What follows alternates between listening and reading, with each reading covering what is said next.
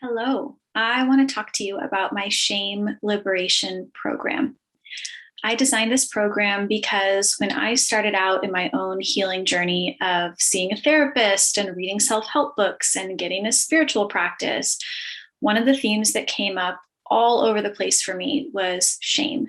I struggled with shame. And so many of the different symptoms that I was experiencing, defensiveness, difficulty forgiving people, having lingering resentments in my relationships, people pleasing, inauthenticity, all of these symptoms led back to a core issue of struggling with shame. This feeling that I was unworthy, bad, not enough, that there was something wrong with me. Now, when I began my healing journey, I quickly realized that I was not alone, that shame is a phenomenon that we all experience to varying degrees. It shows up differently for each of us, but we all have some shame. And what I started to realize is that having shame was very different than knowing how to heal it. So I could identify, oh, these issues I'm having, they're related to shame. They're related to this feeling I have when I believe that I'm bad, wrong, or unworthy, that there's something wrong with me. And yet it didn't really help me actually learn how to heal that shame. So the first step was learning where it was in my life. What were the signs and the symptoms that I was struggling with shame? And then this next step was much more difficult. And that was, what do I do with the shame? How do I actually transform it? And I found that a lot of my clients and students are in a similar place when they find my work. They're aware that maybe they struggle with shame, that it's having a negative impact on their life, their relationships. It's in a self-sabotage cycle in some way, but they don't actually know the steps to take to heal from that shame. And the attempts that they've made to try to work through that shame have usually backfired, taken them deeper into their shame. And they just kind of land at a place of feeling like every road leads back to this idea that I am wrong and unworthy and bad and not enough. So I really felt for all of these people coming to find my work. I felt for my past version of myself who struggled so much in this area. And I thought, I want to put together a really holistic program that teaches people not only what shame is, how it operates, how to identify it in their own lived experience and their relationships, but also how to address it in a compassionate way that actually heals it at the root instead of just placing a Band-Aid on the symptoms of shame in their life. So that's where this program came from. And I want to walk you through the curriculum so you get a sense of what we cover in this 2.5-month journey together. So our first session is Shame 101. What is shame and how does it operate? I find that in order to work effectively at healing our shame, we really need to understand how it operates. If we don't know the inner workings of our shame, it's going to be more difficult to track it in our experience, and it's going to be more difficult to understand it and therefore to work with it skillfully. So the whole first session is all about what is shame? How does it operate? Now, the second session is going a little bit deeper, not just how does shame operate, but where does it come from? And the session is called Tracing the Hidden Roots of Our Shame. This is looking at how there is a map from our early lives where our shame develops. And it's different for each of us, but there are some common themes in how the mechanism of shame comes up as something that we need to employ. We need it as a coping strategy. So the second session is really familiarizing ourselves with not only the inner workings of shame, but where they came from, the purpose that shame had in our upbringing, and how to use that as a compassionate lens for the shame we might experience present day. In the third session, we go even deeper. It's called Identifying Your Shame Fingerprint. And this is where we look at, for us personally, for each of us individually, what is the fingerprint of our shame? So like I said, all of us can experience the emotion of shame, but we all carry shame differently and it shows up differently for us. So there's an activity in this session that really helps each of us hone in on where are the places that we are most susceptible to shame? What are our strongest shame triggers? And what are the areas that really need attending in order to move us forward on our shame healing journey?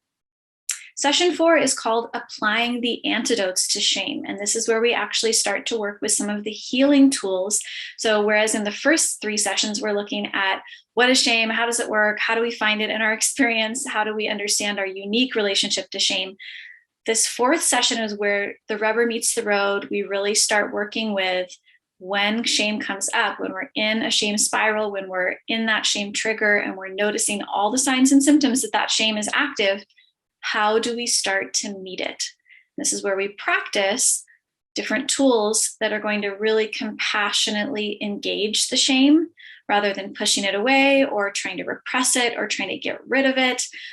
Really focusing on containing the shame, attending to it compassionately so that it has permission to transform. Session 5 is called Acknowledging Power and Oppression. So while shame is very personal, there are also layers to our shame that really have nothing to do with us personally, that are really influenced by our positionality within society, where we exist within power systems of oppression, the power dynamics in our relationships, and kind of looking at those structural layers of how shame happens in our society and in our culture can help us to depersonalize some of the shame that we might be carrying and contextualize it so that we can work with it more effectively. Session 6 is called Metabolizing Anger and Blame. A lot of times when we start addressing our shame, we find that there is a lot of repressed anger, frustration, rage, and blame outward. And this is a very common thing if we've been in this pattern of just believing that we are bad and wrong and we're the problem and it's all our fault. When we start to release some of those false beliefs, there is this energy that polarizes and it goes, wait a minute, it was their fault. They were wrong. They're the problem. It's, they're wrong. And so we need a place to go with that energy that helps us stay grounded and come back to our authenticity, so that we're not just repeating the cycle, because there can be quite a cycle of shame, blame, shame, blame. So we're working with addressing the polar opposite of our shame, that blame and that anger, in a healthy way, giving it space so that we can really, again, find our authenticity and continue moving from a place of worthiness and respect for others as well. Session 7 is called Pivoting Towards Self-Love. And this is where we really bring all the tools together and we practice some very specific ways to notice when we have deviated from self-love in any form, but specifically with shame, and how to bring ourselves back to self-love. So it's a really beautiful lesson where we just focus on tools to pivot over and over back to self-love in a way that's not spiritually bypassing our experience. It's really grappling with the reality of it, but using these tools for self-love, self-compassion, self-acceptance, self-forgiveness to really effectively continue to come through our shame, move through it, and find that seed of self-love inside. Our final session, session 8, is called Shame Resilience. So a lot of my students express near the end of a program, this has been so amazing. I've gotten so much from this. I feel like I've grown so much, but how am I going to carry this forward? How am I going to continue the work once our program ends? This session is designed to address that. So this looks at how you can carry the tools forward in your life once that support system of our class is gone. And it kind of offers this safety net of, here's what you do when shame comes up. Here are some things to practice in your life. Here are some tools and reminders that are going to kind of give you what you need to walk forward with confidence and with a real feeling that everything you've learned here is going to stay with you. It's not just going to be, a one-time experience that you forget about in a few weeks. It's something that you can actually genuinely carry with you on the inside and practice daily, even once our course ends.